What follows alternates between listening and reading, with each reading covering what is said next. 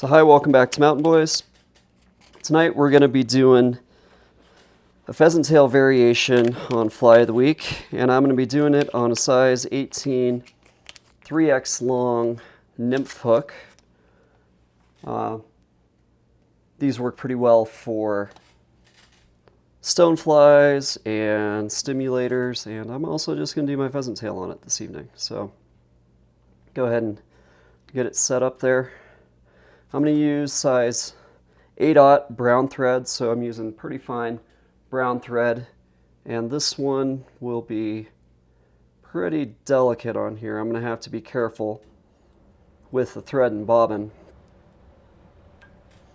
So I'm going to start my thread wrap, and I'm going to go back to about the bend in the hook. A lot of pheasant tails you see, they'll just be tied on a standard length dry fly hook. I like giving them a longer hook like this with a little bit of a bend. I think it works well to, also imitate a small stonefly down there in the water. So as far as fishing this, you can dead drift this for sure, but you also want it to rise a little bit occasionally in the water column. So if you're fishing it from a boat, I would say mend your line occasionally, or just pull it towards you a little bit, and that'll cause your fly to rise. Or if you're casting, same thing, mend your line, that'll cause the fly to rise. Or when you're at the end of your drift on the swing, it'll rise on its own, and that could be where you catch the fish. So just that little bit of upward movement in the water column could be enough for the fish to key in on and hit this fly. So I've got my thread body there, and I'm wrapped forward to near the end of the eye, but not too far away. And I'm going to go ahead and give it a wire wrap here. So I'm going to use some 0.015 wire here, and I think this is probably tin wire. Really not too sure. It's not lead wire though. So go ahead and start it in here, give it a couple wraps, secure it, and I'm going to wrap back, probably make 6 to 8 wraps of this, and then call it good. I'm going to go back until where I start to almost get to that point in the hook right there. So I've also had people ask when I tie, why am I sticking the point of the hook out of the vise right there? And I think one reason I do it is just by habit, and two, it also gives me a really good gauge for proportions here and where I want things. So I'm just laying down a thread wrap over the wire right now. I'm going to sink it in, give it a pretty decent wrap around the wire. It's hard to make this fly too heavy. In fact, you want it pretty heavy. And using fine thread, it's going to take a bit to get a good wrap. So there we go. It's secured in. It's kind of got a thread wrap over it.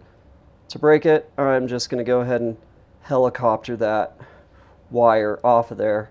And if I have any excess, I'll just bend it back. So run a few more thread wraps around the wire. Make sure it's nice and in there, mostly covered with thread. So the next thing I'm going to do here is tie in my tail. And for this, I'm just using standard pheasant tail here, rooster tail. So I want a couple fibers, probably 5 or 6 good fibers on here. And when I get what I want, maybe one more. Yeah, about like that. So when I get what I want, I'm going to pull them straight up so that the tips are even. I'm going to hold them there like that, and then I'm going to cut them off of the hook shaft. That way my tips stay nice and even there. So figure out how much I want. I don't really want the tail of this to be any longer than the shank of the hook. In fact, I want it to be just a little bit shorter because it's also going to be, hopefully bent down just a little bit.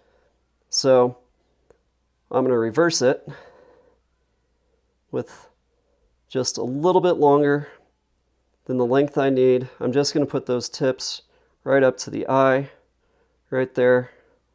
I'm going to give a loose wrap,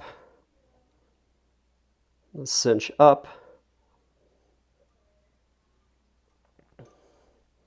like that. I'm going to trim off the excess back here. So those are in right there, and then I'm going to fold them back over themselves again. So what I did there, since I have a double wrap basically, and it's backed on itself with the tail, it's really going to secure that tail in there. So those fibers, short of getting, bitten off or ripped off, they're not just going to pull out of the back of the hook. So that's one little thing you can do to make your flies a little bit tougher and hold up to more fish. So we're there at the end of my thread wrap, and you can see my tail there has gone in and it's pointed down.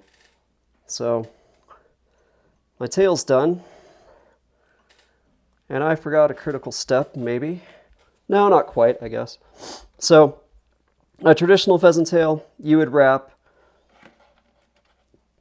these same fibers around to make your abdomen segment. I'm not going to do that. I'm just going to cheat a little bit, and I'm going to use dubbing for the thorax here, or for the abdomen rather. And to give it a little bit of flash though, I am going to come in with some fine copper ultra wire. So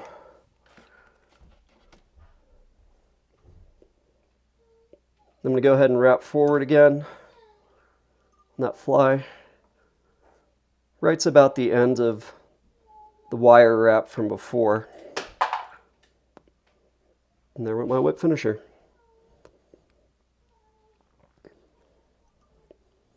So now, loose wrap, cinch up,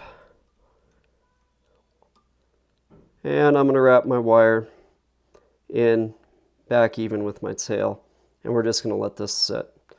So now it's time to get some dubbing. Use whatever colors you want. I would suggest browns, tans, and olives. So I'm going to go with probably the darkest brown I have here, a mahogany, and get a little bit. Get a good pinch, and I'm just going to twist it onto the thread in one direction. So once it's there twisted on, you can just ever so gently move it up. And right here is a drawback of having the point of the hook exposed in the eye, because it will like to grab your dubbing. So I'm going to start my thread wrap, and I want to taper back towards the front of the fly. So I want it to be thinner at the back, and I want to build it up as I get past this point about right here. So once I get past the eye of that, or the point of that hook, this is where I'm really going to start laying it on a little bit thicker so it built the body back up. So that's done. I'll wrap my thread forward a little bit, get it out of the way. I'm going to come back in and I'm going to counter wrap my copper wire here.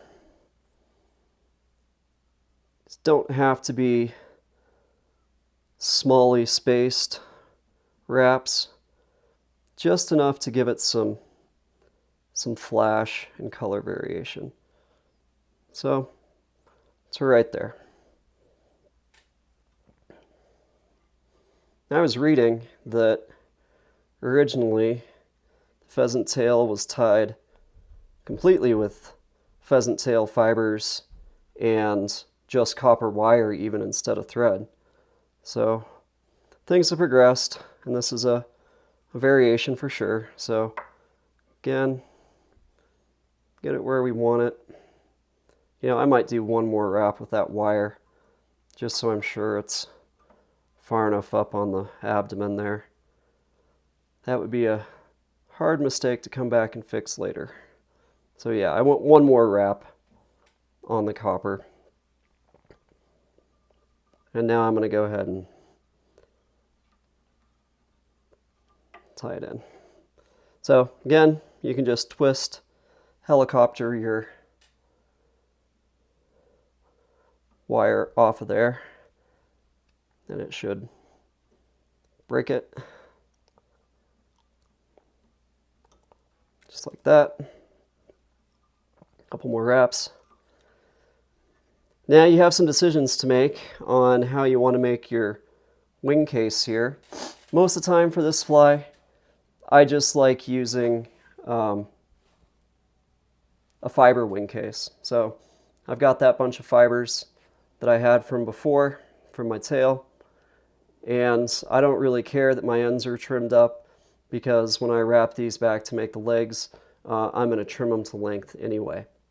Some of the variations on this fly will actually use the small feathery tapered ends of those, but I really don't care about it, so all I'm going to do is come in here, loose wrap, cinch up, and I'm going to lock those fibers into place. And that'll be both my wing case and my legs later. So now I need to give the thorax segment a little something else. And I'm going to make the body of my thorax here with plain old peacock herl. So I'm going to come in with the peacock. Again, I'm going to give it a loose wrap, and I'll cinch it up when I can snag it there. My thread's not cooperating. So loose wrap, cinch up, and I'm going to tie it clear back to where I had my copper wire ending. And it's locked in right now, and it's on top of the Rooster fibers that we're going to use for our wing case. So that's about the distance I want right there. So I'm going to bring my thread forward again. Now I'm just going to hand wrap the peacock herl, and you want these to be nice tight wraps, so you get a full body here.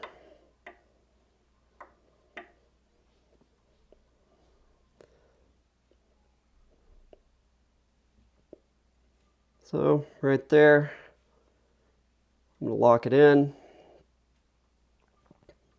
I'm going to bend it back over again and give it a couple wraps, and that really secures it.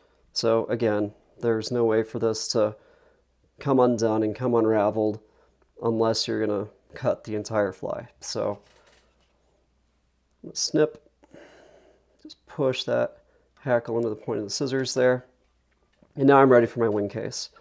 So I just take those fibers. I try to get them more or less flat right there. I'm going to wrap them over. Loose wrap. I'm going to cinch up and put in some thread wraps here. So now these are secured. I'm going to split them in half, more or less. And I'm going to start wrapping back. So you can try doing this each side individually, or you can hold both sides back at the same time and do your wrap. Sometimes I find it works a little better if you just grab them both at once. And there we go. So now we've got our nice thread head right there. And as soon as I find where I drop my whip finisher on the floor, we'll go ahead and whip finish this fly. There it is. So using the 8/0 thread here, you got to be really careful with that whip finisher, you want to feed it a little bit of slack as you're making your wraps because you're very likely to break your thread otherwise. So I'm going to come in, feed a little slack, make 5 or 6, 7 good thread wraps, working your way back. There we go. You want to give it enough tension to seat it, but not enough to break your thread. So the tying on this fly is complete now. We just have to lock in that whip finish head. A little bit of clear nail polish does the trick. Lock those threads in. And I might put a little bit on the wing case too, just to make those a little bit tougher, more robust. That nail polish will just kind of soak down into that peacock herl and really kind of help hold everything together. So give it a dry. Real quick like that. Now we're going to come in and trim off the legs, and you want them to be just barely longer than that peacock herl on the thorax. So just like that. And then on the other side, just like that. Now I'm going to come in and I'm going to snip that thread. Just push up, just like that. And the fly is complete. So that is size 18 pheasant tail variation. We talked about how to fish that a little bit too. Other popular variations would be to put a bead head on this, and then you just finish off your thread wrap and whip finish right behind the bead head, and it would kind of move everything back a little bit on the fly.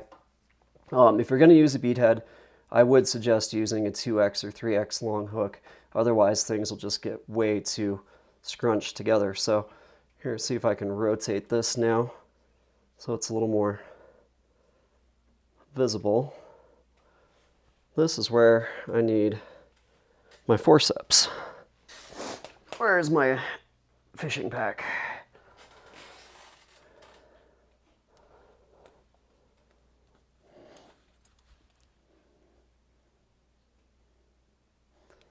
So there we go. There is your pheasant tail. And let's zoom in on that a little bit more.